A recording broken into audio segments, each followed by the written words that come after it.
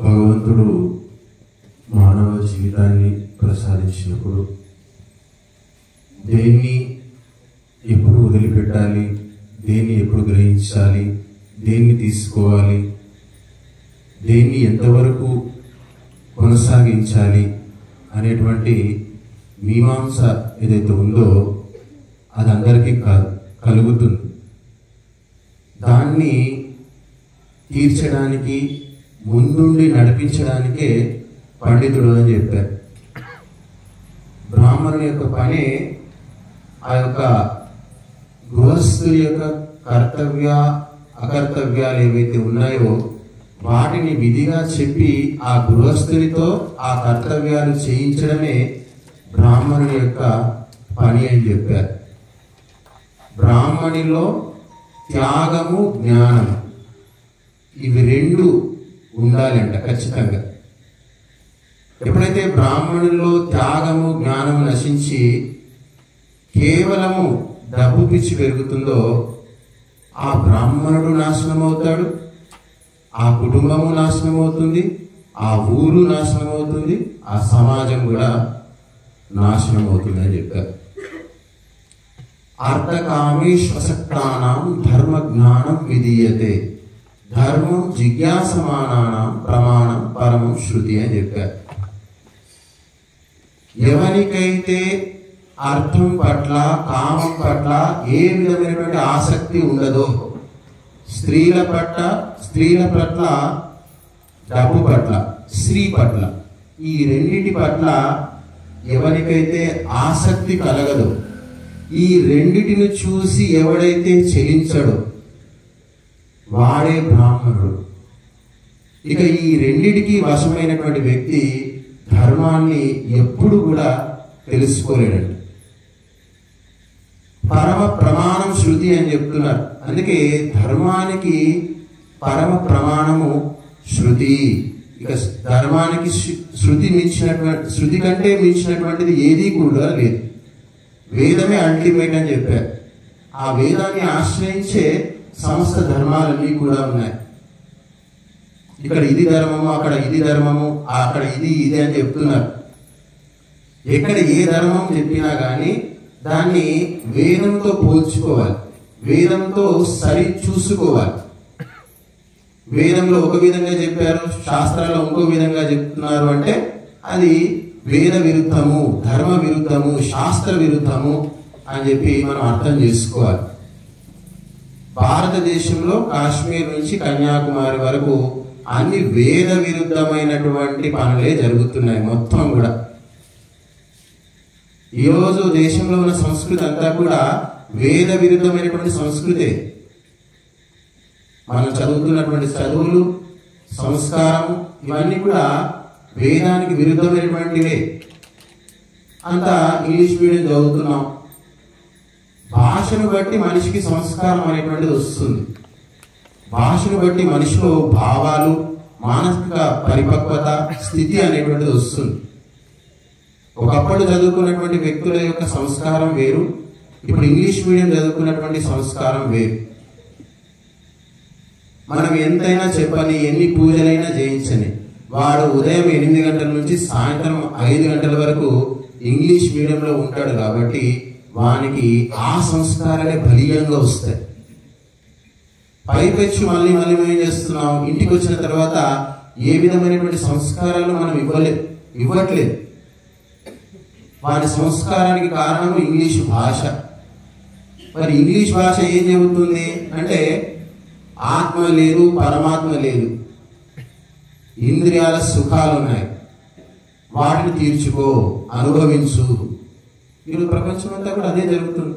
మొత్తం భారతదేశంలో కూడా జరిగేది అంతే. నీకు ఎంతమంది గర్ల్ ఫ్రెండ్స్ ఉన్నారు, నీకు ఎంతమంది బాయ్ ఫ్రెండ్స్ ఉన్నారు, నీ నంబర్ది ఎన్ని నంబర్లు ఉన్నాయి నీ దగ్గర అమ్మాయిలవి. కాలేజీలో ఇవే విషయాలు ఉంటాయి అంతటా కూడా. మీరు అనుకుంటున్నారేమో మా పుత్రులు, మా పిల్లలు చాలా నీతిమంతులు, చాలా ధర్మాత్ములు, పతివ్రతలు అని మీరు అందరూ అనుకోవచ్చు.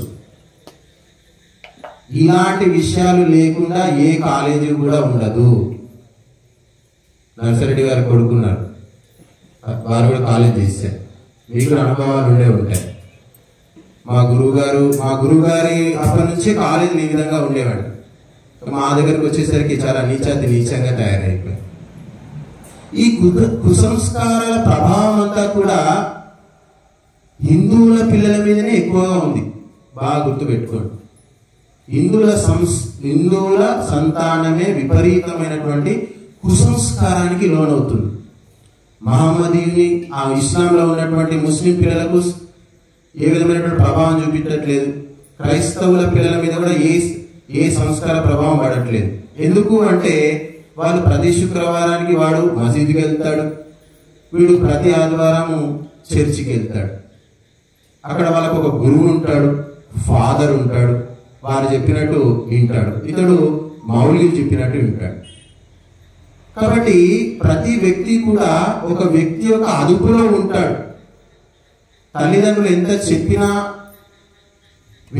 వినటువంటి సంతానము ఆ మసీదుకి వెళ్ళి మౌలవి చెప్తే వింటారు. ఎంత చెప్పినా వినటువంటి క్రైస్తవుల పిల్లలు ఆ యొక్క ఫాదర్ చెప్తే వింటారు. ఈ సంస్కృతి మన దగ్గర కాదు, అమెరికాలో కూడా ఉంది. మనుషుల కష్టాలు వచ్చినా బాధలు వచ్చినా అవన్నీ వెళ్ళి వాళ్ళు ఫాదర్ దగ్గరికి వెళ్ళి చెప్పుకుంటారు, మౌలవీల దగ్గరికి వెళ్ళి చెప్పుకుంటారు. ఆ సంస్కృతి వాళ్ళ దేశంలో ఉంది ఇప్పటికి కూడా. మరి మన పిల్లలు ఎక్కడికి వెళ్ళి చెప్పుకుంటారు అంటే ఊరేసుకోవడం, మందు తాగడం, ఆత్మహత్యలు చేసుకోవడం. హిందువుల పిల్లలు ఎక్కువ మంది ఆత్మహత్య చేసుకోలేదు. మీరు చూసుకోండి, మొత్తం గణాంకాల్లో ఉన్నాయి. వాళ్ళే ఎక్కువ విషయం తీసుకుంటారు, కాలేజీలో ఒత్తిడి అవుతుందని దూకి చచ్చిపోతారు. లక్షల కోట్ల రూపాయల తల్లిదండ్రులు సంపాదించినప్పటికీ కూడా వాళ్ళు ఆత్మహత్యలు చేసుకుంటున్నారు పిల్లలు.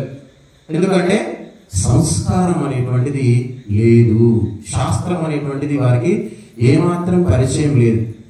చనిపోతే ఏమవుతుంది, ఆత్మహత్య చేసుకుంటే వచ్చే నష్టం ఏమిటి అని చెప్పి ఎవరు చెప్పట్లేదు.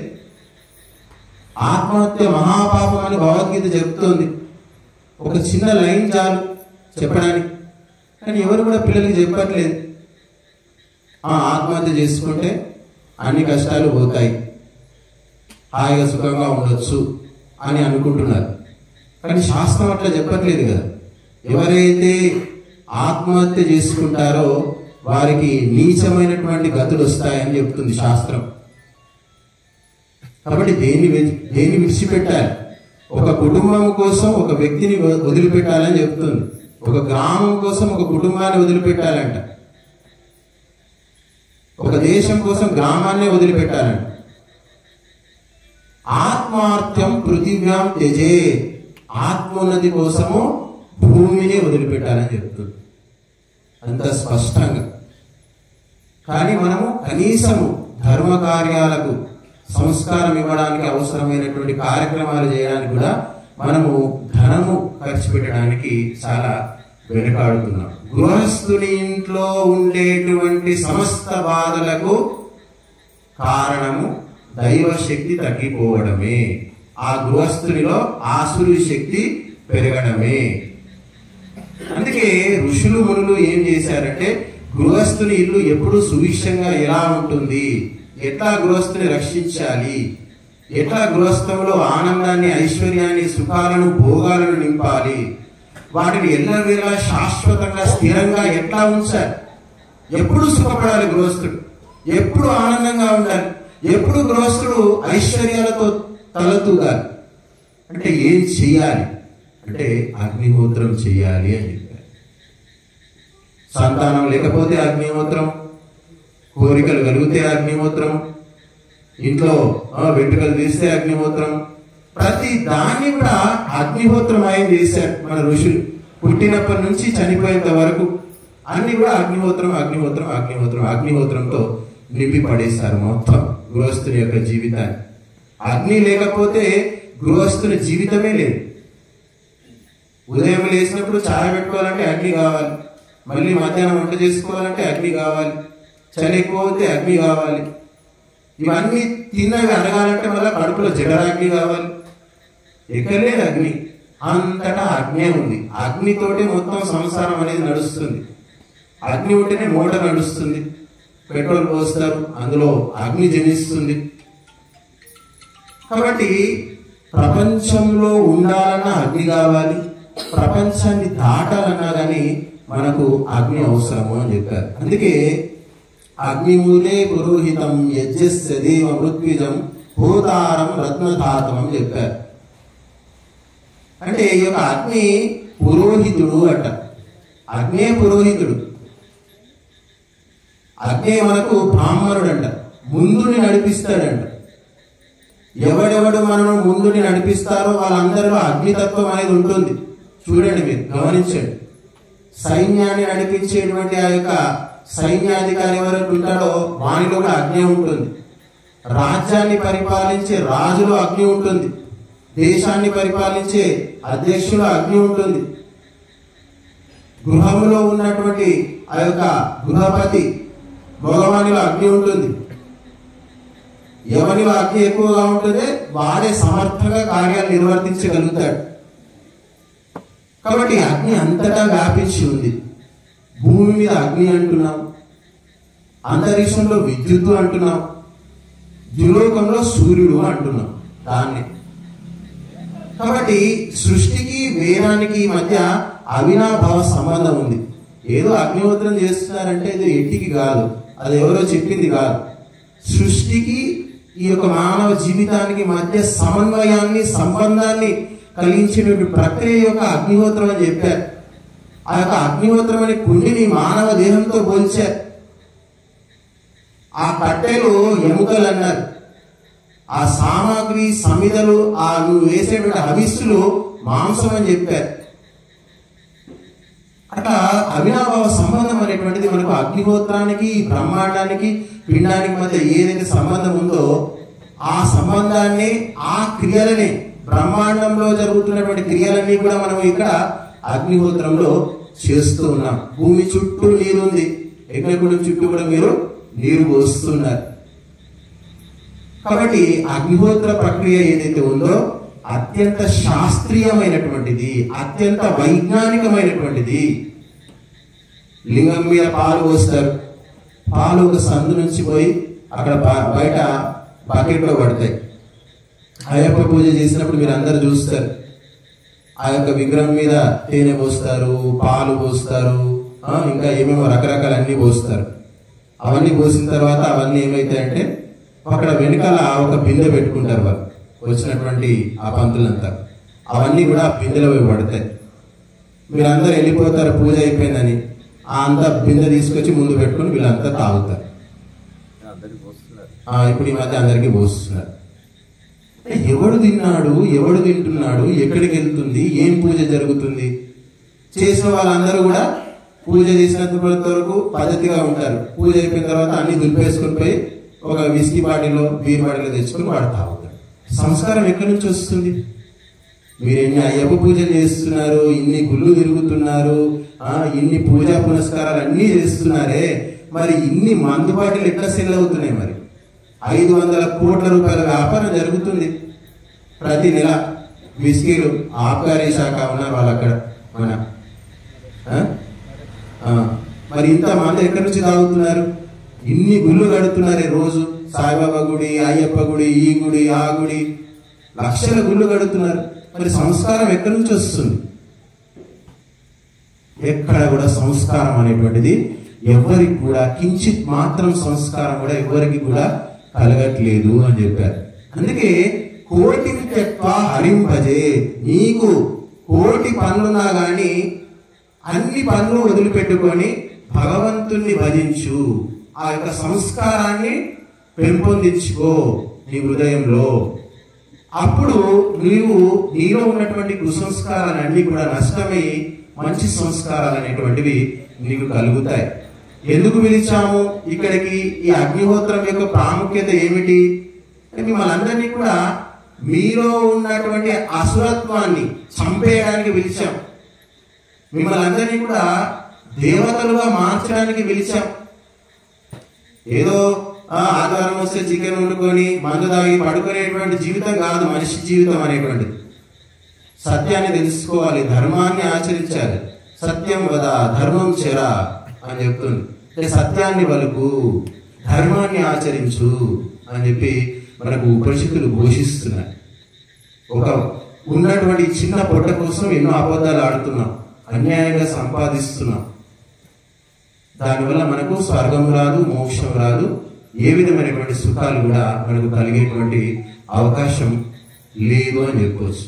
కాబట్టి మిమ్మల్ని అంతా కూడా బ్రహ్మతత్వంతో నింపడానికి, ఆ బ్రహ్మతత్వంలో ముంచడానికి, ఆ బ్రహ్మతత్వంతో మమేకం చేయడానికి ఈ యొక్క అగ్నిహోత్రం దగ్గర కూర్చోబెట్టారు. ఎన్ని వేదాలు చదివినా, ఎన్ని శాస్త్రాలు చదివినా బ్రహ్మతత్వం తెలుసుకోవాలి. అలా తెలుసుకోవాలి అంటే ఈ శరీరం అనేటువంటిది బ్రాహ్మీయం కావాలి. శరీరము బ్రాహ్మీయం కావాలి అంటే బ్రహ్మతత్వాన్ని తెలుసుకోవడానికి అర్హత సాధించాలి. ఎలా అవుతుంది ఆ శరీరం బ్రాహ్మీయం అంటే స్వాధ్యాయేన వ్రతైర్భూమై స్త్రైవిద్యే నేజ్జయా సుతై మహాయజ్జైశ్చ యజ్జైశ్చ బ్రాహ్మీయం క్రియతే తనుహు అని చెప్పారు. అంత ఈజీగా కాదండి ఈ శరీరం అనేటువంటి బ్రాహ్మీయం. బ్రహ్మతత్వాన్ని పొందగలిగేటువంటి స్థాయి రావాలంటే చాలా కష్టం, ఎన్నో కర్మలు చెయ్యాలి. ఇక తాగేవానికి తినేవానికైతే అసంభవం. ప్రపంచంలో కేవలము తినడానికి తాగడానికి అంటే ఎవరికైనా దొరుకుతుంది. జంతువులకు కూడా తినడానికి తాగడానికి దొరుకుతుంది. బర్రెలు కాసుకునే వాళ్ళకి దొరుకుతుంది, గొర్రెలు కాసుకోవడానికి దొరుకుతుంది. దానికి చదువుకోవాల్సిన అవసరమే లేదు. విద్యను చదువుకోవాలి. ఆత్మతత్వాన్ని, పరమాత్మతత్వాన్ని గ్రహించేటువంటి విద్య మనకు అవసరము. ఆ తత్వం ఎప్పటి వరకైతే సాక్షాత్కారం కాదు, ఎప్పటి వరకే దానికి మనం అర్హులం కావో అప్పటి వరకు మన జీవితము, ఈ యొక్క మానవ జీవితం ఏదైతే ఉందో అది సఫలం కాదు అని చెప్పారు. అందుకే స్వాధ్యాయేన వ్రతైర్భూమై అంటే స్వాధ్యాయం చెయ్యాలి, అంటే శాస్త్రాలు వినాలి. ఏ శాస్త్రాలు?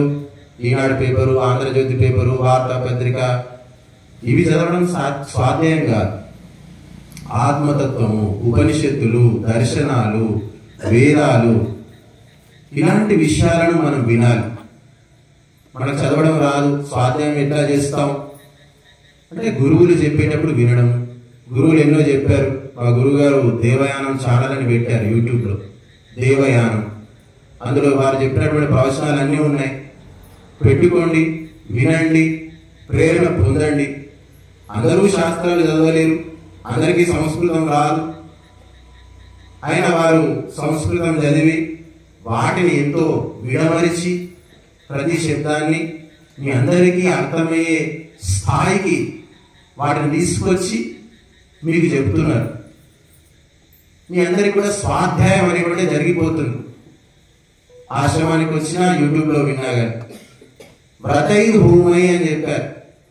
వ్రతాలు అంటే మామూలు విషయం కాదు. 40 రోజులు వ్రతం అంటున్నారు, అయ్యప్ప దీక్ష అంటున్నారు, హనుమాన్ దీక్ష అంటున్నారు. శ్రీరాముడు ఆజీవన పర్యంతం సత్యం అనేటువంటి వ్రతాన్ని ఆచరించాడు, పుట్టినప్పటి నుంచి చనిపోయేంత వరకు. వ్రతం అంటే అది.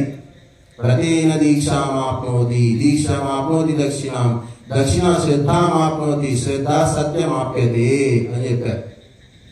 ఎప్పటి వరకైతే మనుషులు వ్రతాలను స్వీకరించారో వారు దైవత్వాన్ని, దివ్యత్వాన్ని పొందలేరు. అందుకే మనిషి వ్రతాలను స్వీకరించారు. పెద్ద పెద్ద వ్రతాలు స్వీకరించకపోయినా కనీసం ఒక అహింస వ్రతం స్వీకరించండి. నేను చనిపోయేంత వరకు, పుట్టినప్పటి నుంచి చనిపోయేంత వరకు ఒక ప్రాణిని హింసించను, మాంసాహారం స్వీకరించను. చాలా సులభమైనటువంటి వ్రతం, అందరూ చేయొచ్చు, అందరూ తీసుకోవచ్చు. కాబట్టి మనమంతా కూడా మనం ఎంతవరకు అయితే చేయగలుగుతామో అంతవరకు చేస్తే మనం చేయలేనటువంటివి కూడా మనకు చేయడానికి ఆస్కారం కలుగుతుంది. చిన్న చిన్నవి చేసుకుంటూ వెళ్ళాలి. వేదాలు, శాస్త్రాలు తినేవు వినాలి, నేర్చుకోవాలి, ఆచరించాలి. ఆచరిస్తూ వింటూ పోతే తెలవనటువంటి గొప్ప గొప్ప విషయాలు కూడా మనకు తెలిసిపోతాయి. కాబట్టి ప్రతి నిత్యము ఈ యొక్క వేద సంస్కారాన్ని, యజ్ఞ సంస్కారాన్ని మీరు తీసుకొని ఇక్కడి నుంచి వెళ్ళండి. పిల్లలకు ఇచ్చేటువంటి అసలైనటువంటి ఆస్తి సంస్కారం. ఆ సంస్కారం మీరు ఇచ్చినప్పుడు వాళ్ళు సుఖంగా బతుకుతారు. మీరు ఆస్తులు ఇచ్చినందుకు మిమ్మల్ని కూడా వారు సుఖంగా బతికేందుకు సహాయ సహకారాలు అందిస్తారు. ధన్యవాదాలు. అందరూ